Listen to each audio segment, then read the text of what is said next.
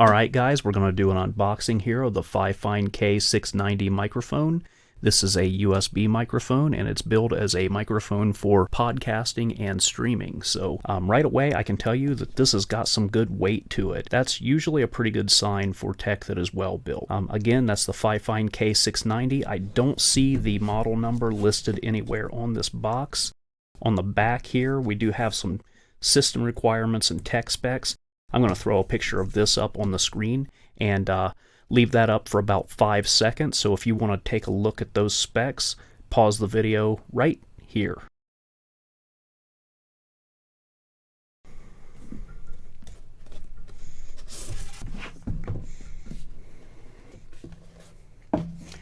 Alright, so we've got a thank you card with some website and social media info here on this card. We've got the user guide.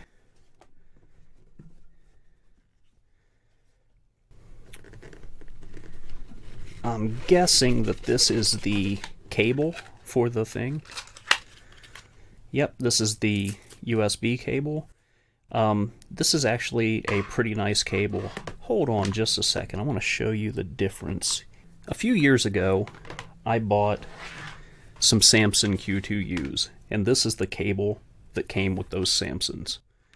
This is the cable that comes with the Fifine microphone, and as you can see, it's a bit higher quality USB cable than what came with those Samsons. I do like that very much, and it also has a Velcro strap attached, and that's never a bad thing to have for cable management. And this cable is probably about 6 feet long. But back in the box, we've got this screw bracket here.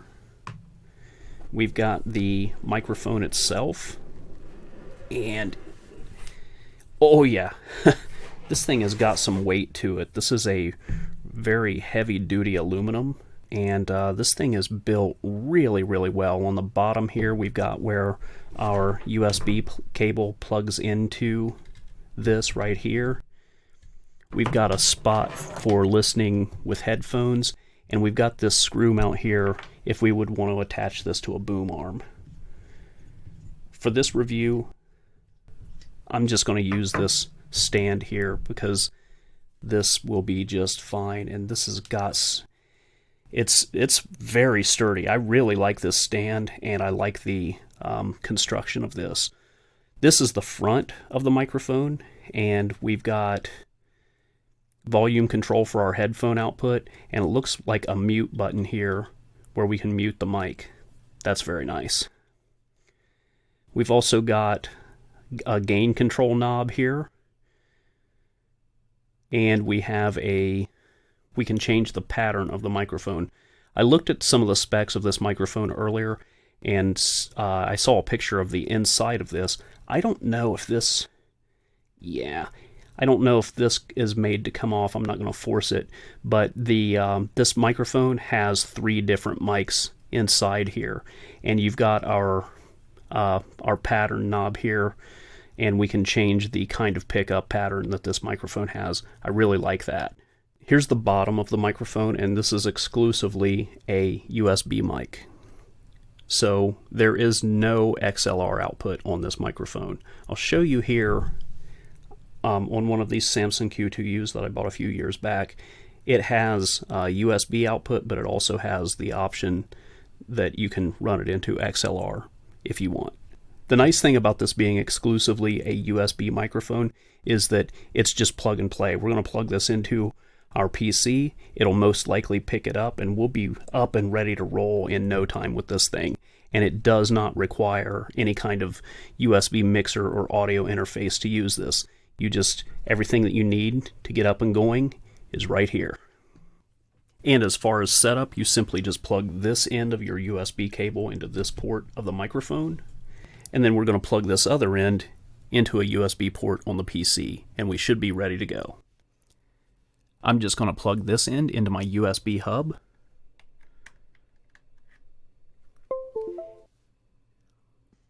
And with that, I hear that Windows detected it, and I see that we've got a power light on the microphone, so we should be good to go. And from here on out, I'll be doing all voice recording with this microphone unless otherwise specified. Alright, so I configured the microphone in Windows at a volume level of 95. The default format is set at 2-channel, 16-bit, 48,000 Hz. And then I used Audacity to look at my noise floor, and I have my gain knob set at about 45%. And as I speak now, the microphone is set in cardioid mode. My mouth is about 6 inches away from the microphone. This is about how I would do a normal voiceover. So with these settings, I am ready to move forward with the audio tests for this microphone. So now that I've got the mic set up the way that I want it set up in Windows, I'm going to be doing a few test sample recordings in OBS Studio, and I'm using the cowabunga method for microphone placement. Basically, I keep the microphone about that far away from my mouth for the most part. So it's about 6 or 7 inches away from my mouth. And one thing that I've noticed with this microphone is that it's very similar in its design to a Blue Yeti. I don't have a Blue Yeti on hand to compare it to, but as far as like the layout of the microphone and the functionality of the microphone, it is very close to a Blue Yeti. It's about $30 cheaper than a Blue Yeti.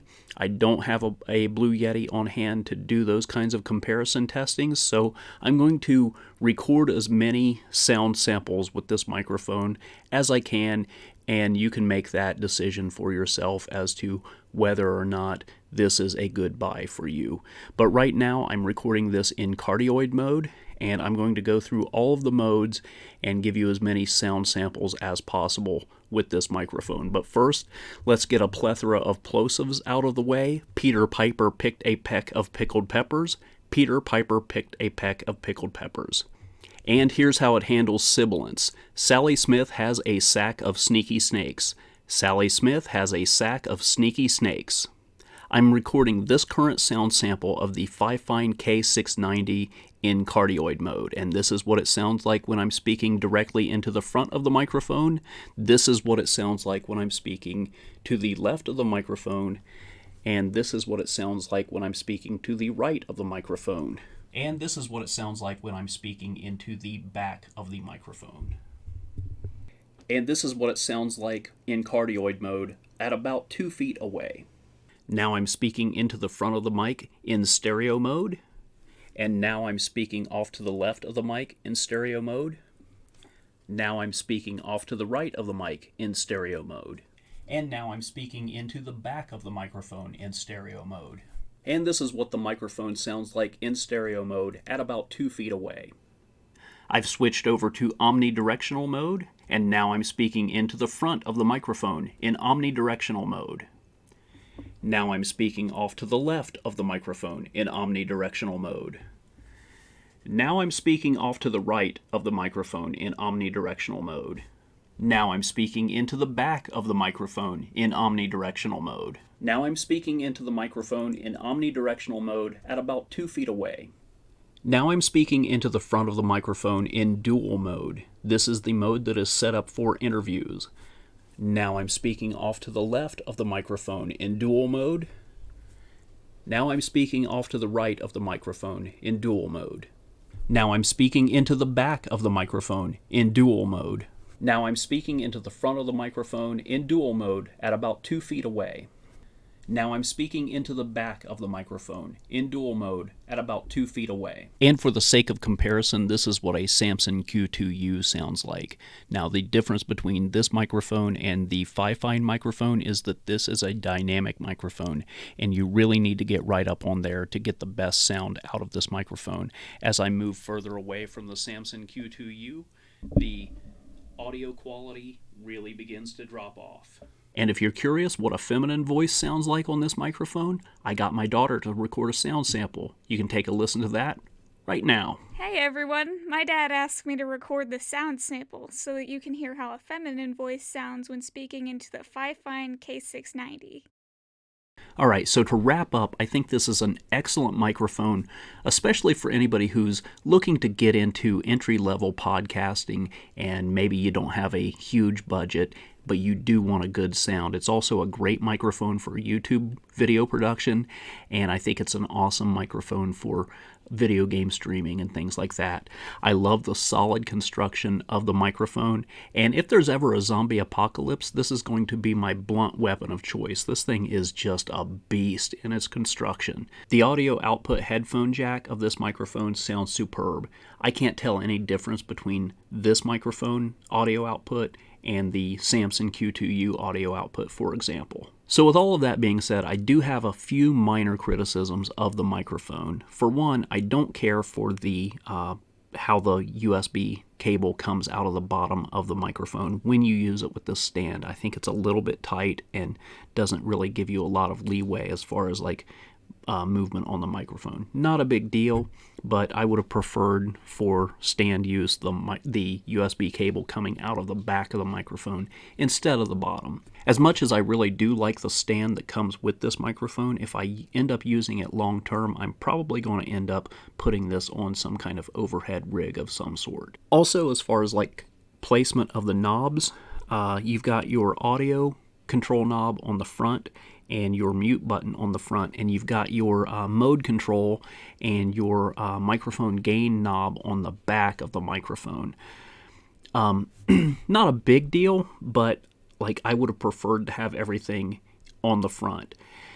And I get that you're packing a lot of technology into such a small package here, so some compromises had to be made as far as where you get things placed. Things have to go where you can fit them.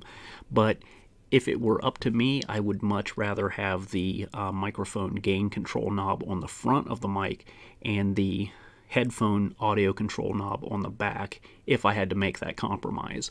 But again, like I said, when you with something like this, when you're packing so much into such a small package, you've just got to get things where you can get them, and it is what it is. And with all of that being said, I'm going to wrap this video up with a shout out to my channel supporters. If you would like to support this channel, either on Patreon or Ko-Fi, there will be links in the description below. Remember, the best way to support this channel is to like, comment, share, and subscribe. That's it for now. Thank you so much for watching, and I'll see you next time.